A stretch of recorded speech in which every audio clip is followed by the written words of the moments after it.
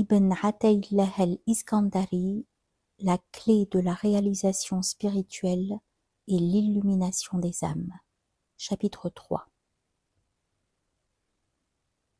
L'homme dans le monde se nourrit des mouvements de son corps. L'homme dans son intériorité se nourrit des mouvements de son cœur. La nourriture de son être le plus profond provient de la tranquillité, la paix, et la nourriture de l'intellect résulte de l'extinction de sa conscience même de cette tranquillité. Ainsi le serviteur est en paix pour Dieu et avec Dieu. L'esprit n'est nullement nourri par les aliments, puisque celles-ci conviennent aux formes physiques. La nourriture de l'esprit et du cœur, c'est l'invocation de Dieu le connaissant, l'invisible.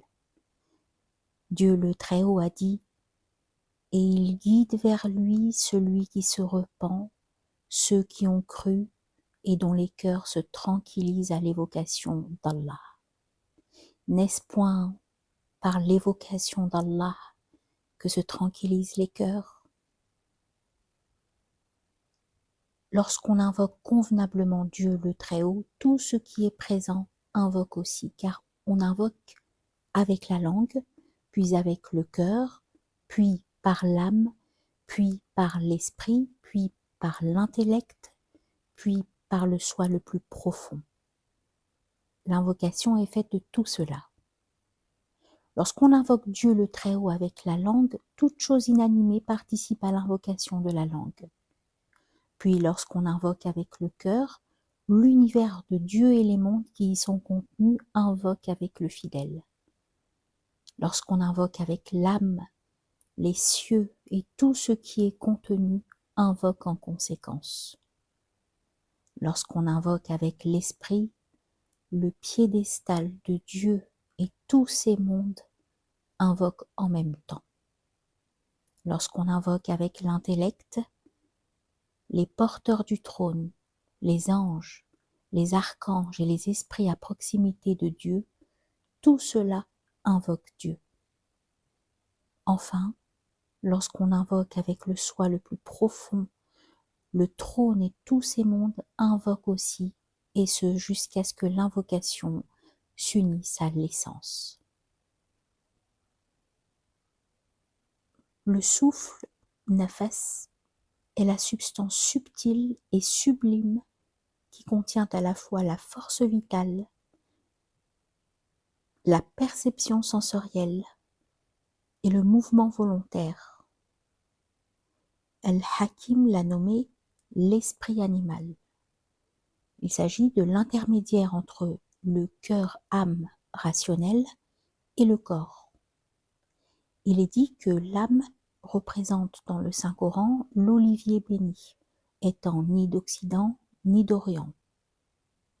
La raison de ceci est que l'âme confère à l'homme un rang élevé et que l'âme influe sur la purification de celui-ci, car elle n'est ni de l'est du monde des purs esprits, ni de l'ouest du monde des corps matériels. L'âme est de 3 types, celle qui incite au mal, celle qui se blâme et celle qui se recueille dans le souvenir de Dieu.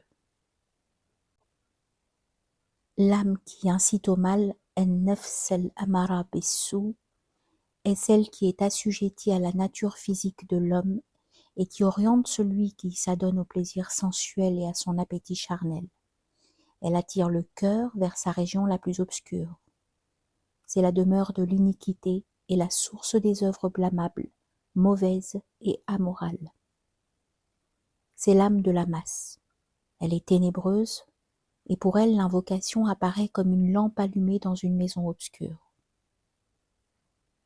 L'âme qui se réprimande, an-nafs at-tawwama, est celle que le cœur illumine proportionnellement à son degré d'éveil de la torpeur de l'oubli. Vigilante, elle commence par la correction de son état, lequel oscille entre la divinité et les créatures. En effet, lorsqu'une impureté jaillit de l'âme qui se réprimande, de par sa nature et son caractère ténébreux, la lumière de l'admonition divine la recouvre alors et l'âme commence à se blâmer. L'âme se repent de ses erreurs, demande à Dieu le pardon et retourne à la porte du pardonnant, du miséricordieux. Dieu, exalté soit-il, a ainsi prôné ses vertus par ses paroles. Non, je le jure par le jour de la résurrection. Mais non, je le jure par l'âme qui ne cesse de se blâmer. Cette âme agit comme si elle s'était vue dans une maison remplie de choses insupportables telles que la saleté, des chiens, des cochons, des panthères, des tigres ou des éléphants, et qu'elle travaillait assidûment à les éliminer, après avoir été souillée par les diverses impuretés et blessée par les prédateurs. Ainsi, l'âme qui se réprimande persévère dans l'invocation et retourne vers Dieu dans le repentir jusqu'à ce que la puissance de l'invocation triomphe de toutes ces choses et les expulse. L'âme est alors bien avancée dans le chemin vers la pacification et ne cesse de rechercher l'ameublement de la maison jusqu'à ce qu'elle soit ornée de choses louables, brillantes et lustrées. La maison convient alors à ce que le Seigneur y descende et y pénètre. Lorsque le Seigneur descend jusqu'à l'âme et que la vérité s'y révèle, l'âme devient recueillie. L'âme qui se recueille, en-nefs el-mutma'inna, est celle dont l'illumination est amenée par la lumière du cœur jusqu'à ce qu'elle soit dépouillée de ses attributs blâmables et revêtue des vertus méritoires. C'est alors qu'elle se tourne totalement dans la direction du cœur, suivant celui-ci dans son ascension vers les régions du monde de la sainteté, Alam el-Quds, bien au-delà du monde et de l'impureté, assidue dans les actions d'obéissance et tranquille en présence de celui qui est élevé aux degrés les plus hauts. À ce degré, le Seigneur s'adresse à l'âme par ces mots. Ô toi, âme apaisée, retourne vers ton Seigneur satisfaite et agréée. Entre donc parmi mes serviteurs et entre dans mon paradis.